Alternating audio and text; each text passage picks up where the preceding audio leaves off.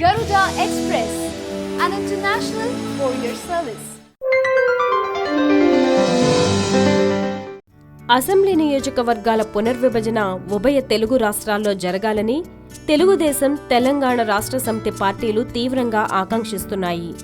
ప్రస్తుతం ఆంధ్రప్రదేశ్, తెలంగాణలో ఉన్న సీట్ల సంఖ్య పెరగాలని ఈ పార్టీలు అధికారంలోకి వచ్చిన రోజు నుంచి కేంద్రంపై ఒత్తిడి తెస్తూనే ఉన్నాయి. ఉభయ తెలుగు రాష్ట్రాల్లో అధికారంలో ఉన్న ఈ రెండు పార్టీలు ఈ కోరికను వ్యక్తం చేయడం వెనుక ప్రధాన కారణం ఫిరాయింపులే. ఏపీలో వైసీపీ నుంచి భారీ ఎత్తున ఫిరాయింపులను ప్రోత్సహించింది టీడీపీ. తెలంగాణలో టీడీపీ బుట్టలో చెయ్యి పెట్టింది టీఆర్ఎస్. మరి ఆల్రెడీ తమ పార్టీలో ఆయా నియోజకవర్గాలకు నేతలను కలిగిన ఈ పార్టీలు అదనంగా ఈ ఫిరాయింపుదారులను తెచ్చుకోవడంతో ఆయా నియోజకవర్గాల్లో చర్చ జరుగుతోంది. పాతవారికి, కొత్తగా వచ్చిన వారికి మధ్య తీవ్రమైన పోరాటం సాగుతోంది. వచ్చే ఎన్నికల్లో టికెట్ కోసం కొత్తవాళ్లు, పాతవాళ్లు పోరాటాలు చేసుకుంటున్నారు. ఇలాంటి నేపథ్యంలో అసెంబ్లీ నియోజకవర్గాల పునర్విభజన జరిగి సీట్లు పెరగాలని టీడీపీ, టీఆర్ఎస్లు కోరుకుంటున్నాయి.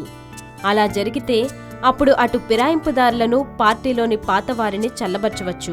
అందుకే ఇప్పటికే చాలాసార్లు పార్లమెంటులో పునర్విభజన అంశాన్ని ప్రస్తావించాయి ఈ పార్టీలు. దానికి కేంద్రం నుంచి ఇంతవరకు సానుకూల స్పందన రాలేదు. తాజాగా మరోసారి కేంద్ర ప్రభుత్వాన్ని ఆ విషయంలో కదిలించగా 2016 సంవత్సరం వరకు దేశంలో ఎక్కడా పునర్విభజన ఉండదని స్పష్టం చేసింది. పునర్విభజన చేయాలంటే రాజ్యాంగాన్ని సవరించాలని, అది ఇప్పుడు కుదిరే పని కాదని కేంద్ర హోంశాఖ సహాయ మంత్రి స్పష్టం చేశారు. మరి ఎన్నికలకు మరెంతో దూరం లేదు. ఇలాంటి నేపథ్యంలో ఇప్పుడు కూడా పునర్విభజన జరిగే పని కాదని కేంద్రం స్పష్టం చేస్తోంది. దీంతో భారీ ఎత్తున ఫిరాయింపులను ప్రోత్సహించిన ఈ ఇరు పార్టీలు చిక్కుల్లో పడుతున్నాయి. చాలా నియోజకవర్గాల్లో ఫిరాయింపుదారులకు, పాత నేతల మధ్య టికెట్ల కోసం పోరాటం తప్పేలా లేదు. హాయ్ యోయో వ్యూవర్స్, సబ్స్క్రైబ్ చేసేటప్పుడు అక్కడ ఉండే గంట సింబల్ని ప్రెస్ చేయడం మర్చిపోవద్దు.